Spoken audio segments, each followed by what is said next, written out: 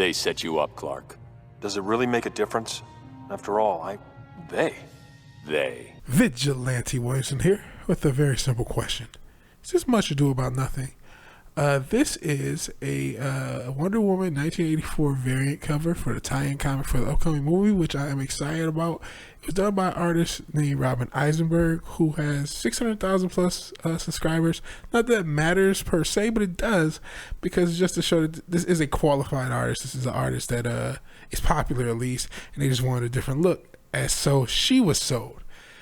Basically, what his controversy is, well, I mean, look at this.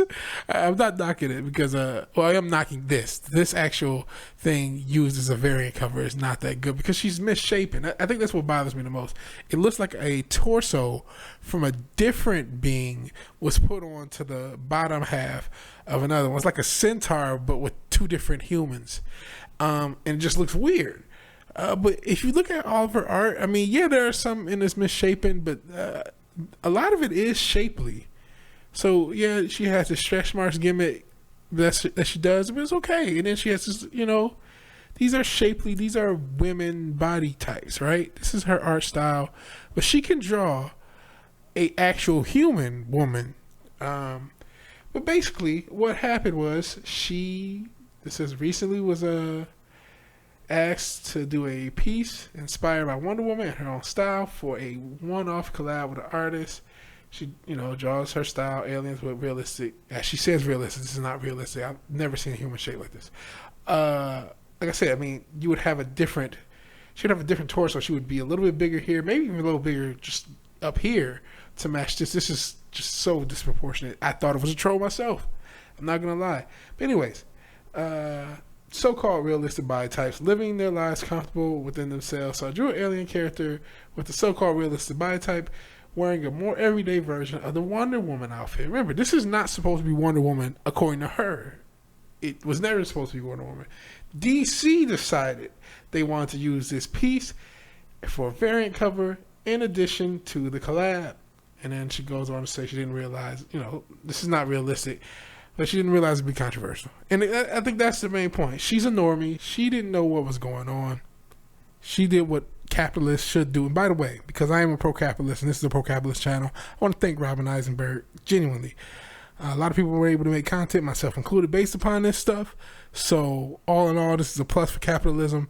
Something that DC, again, we wish they knew a little bit more about. Warner Brothers in general wish they knew a little bit more about. So we got capitalism. You were able to get a check for something you already did. This is capitalism at its finest, and I love it. The sweet taste of capitalism. But what basically happened here is, like, let's say you're over a friend's house and they're telling you about this great pizza place, and they go get a pizza.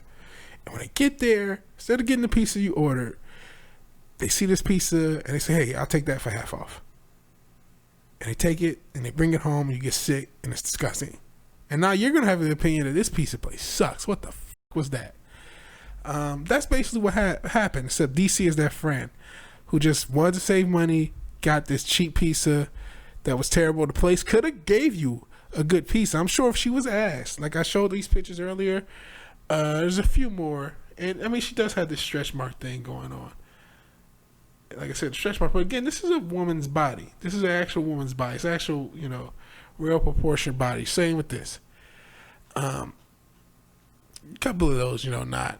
But whatever, right? She could have drawn a much more realistic picture if she did. And I mean, she does kind of dig in, which I, again, sort of get. If you're an artist, this is sort of your style.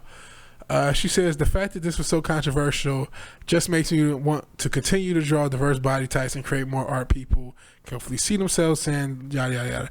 I do want to clarify something for Miss Eisenberg, because I am defending her for the most part. I think she kind of got played. She just thought this was just, hey, big company likes my art and they like something I already did. I don't have to redo it. DC could have just easily, hey, could you draw us Wonder Woman instead of drawing whatever the hell this is? But they didn't. And so she has to kind of look goofy and not knowing anything about the trolls. And that's what I want to do. She thinks they're trolls. They're not trolls. This comic industry has been whittling away and attacking its fan base. It's been calling black people white supremacists. It's been, we have people canceling Asian Americans because we have an industry that I remember, early 2010s where comic YouTube was the happiest place on earth. And it was just attacked, fans been attacked. On top of it, the other company, Marvel, a company that touts its diversity, all these diverse characters have had, 2 or 3, I'll show the article on screen, but 2 or 3 black editors in 5 years. And they pay their employees, their base employees, probably less than what you got paid for this from DC, because they only get like $26,000 a year. A lot of them women in New York. So you're underpaying women, you're underrepresenting diversity, you're doing all these things that you're supposedly against, Marvel. So that's the type of industry this is. So this is the type of industry where the fans been beaten down. They use things as shields, and unfortunately they use you as a shield. So I'm sorry. Genuinely, I'm not trying to white knight or Captain Save 'em. I know I have a S on my chest, but that's not who I am. But I'm genuinely apologizing, one capitalist from another, especially because if this industry is to grow, we need to not chase out normies who don't know what the hell is going on. There's no way she knew what was going on. There's no way she knew that the fans were being trolled. She just thought, okay, they want something I've already made. Cool. I think if you would have said, hey, draw Wonder Woman in my style or draw Wonder Woman in your own style, I think she would have did it. She didn't get the opportunity to. I am a creative. Hopefully one day I get my music and everything set up. If you come to me and you want something, whether it's a beat that I'm selling or licensing something to a company, even if it's something I'm not really strong on, I take pride in everything I do. I only want to do the best possible work. But sometimes people just want something that you're like, I don't know, are you sure? And they're like, yeah. You're a capitalist. You're a capitalist. You're supposed to sell your work. She sold her work. That was her job. DC played themselves because we didn't like their comics, so we didn't buy their books. We didn't like their politics, so we didn't buy their books. And it wasn't that we didn't like their politics. Even people who did like their politics had them forced in their face, had them used as a shield for bad writing. That's really the issue. That's what this issue's all been about. People who can't do their jobs, who use false diversity as a shield. That's all this is about. And unfortunately, this artist and all of the fans and content creators got put in the crossfire. But at the same time, people got to make videos, so it's not all lost. Capitalism won.